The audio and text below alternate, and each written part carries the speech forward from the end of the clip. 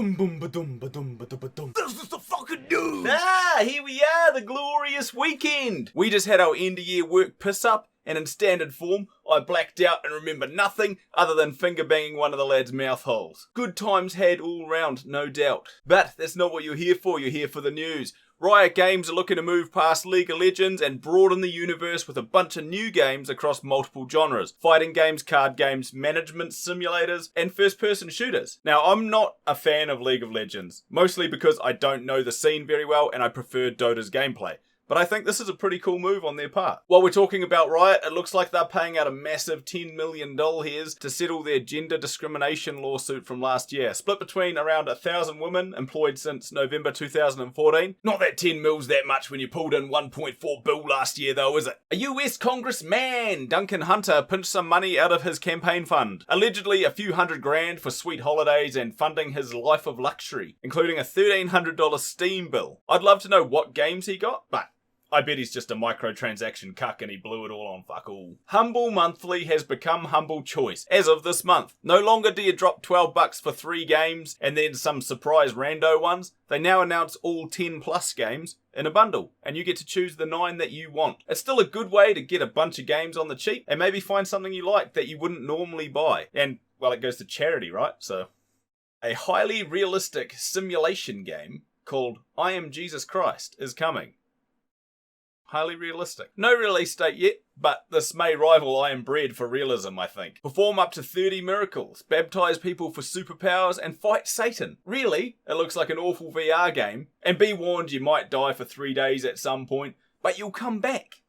The top 5 most watched games on YouTube for 2019 were announced in YouTube's not as awful as last year, but still bad, rewind. Roblox with 29.6 billion. Garena Free Fire with 29.9 billion. Legit, I've never even heard of this game. Grand Theft Auto 5 with 36.9 billion. Fortnite with 60.9 billion. And with a staggering 40 billion view lead, Minecraft with 100.2 billion views. Massive. Destiny 2's new season is dropping on the 10th of December. A new Horde mode style activity, a new PvP map, and a couple of exotic quests. Basically, that's it. There's also some old maps returning to the PvP rotation, and some quality of life improvements.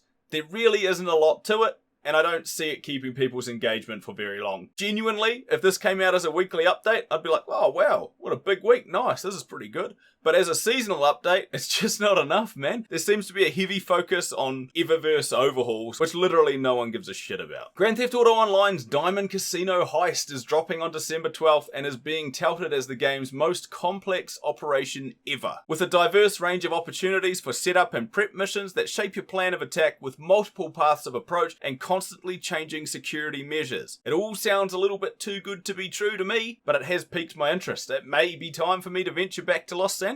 The Division 2 is about to get pretty fucking good. First of all, a grenade launcher that fires snowballs, called the Slayer.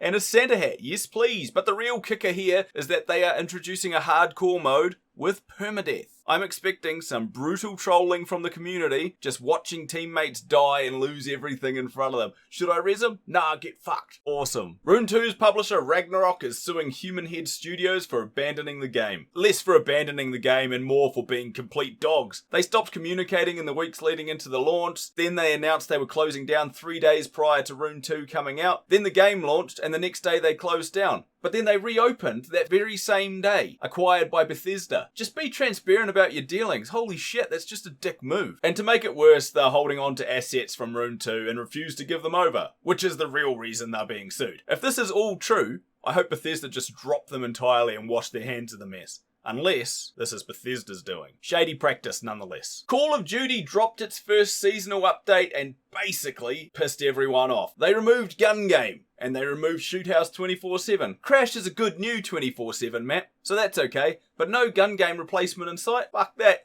Give me Sticks and Stones. Give me one in the chamber as well. And leave me Gun Game. Basically, the only good stuff to come out of the new season is a new operator, if you drop cash that is. Actually, you have to buy the season pass to enjoy it anyway. You get a couple of things for free, but fuck all. Infected is back though, that's fun enough. I don't even know if it's dropped yet with the start of the season, or if it's part of the slow rollout plan. There isn't actually a lot up front. Red Dead Redemption 2 dropped on Steam to very, very mixed reviews. Most of the people who actually get to play the game are saying it's really good, obviously. Some poor optimization issues issues and infrequent crashes, the big issues are around the Rockstar launcher and using a different email address to the Steam account, not recognizing game ownership and things like that, or constant crashes for having a controller plugged in when you start it up. At this point, I don't mind waiting a bit longer for it to go on sale and for all these bugs to kind of iron themselves out. And finally, Halo Reach launched, the start of the Master Chief Collection on PC, and man is it good. The nostalgia alone gets me going. It's not my favourite Halo, I doubt it's anyone's favourite Halo, but it is something, and it fills the void while we wait for Halo 2 and 3. The only real negative is no split-screen multiplayer. Come on man, split-screen co-op is the one! Anyway, I'm gonna head off and keep playing. Legendary is way harder than I remember. I'll see you next week.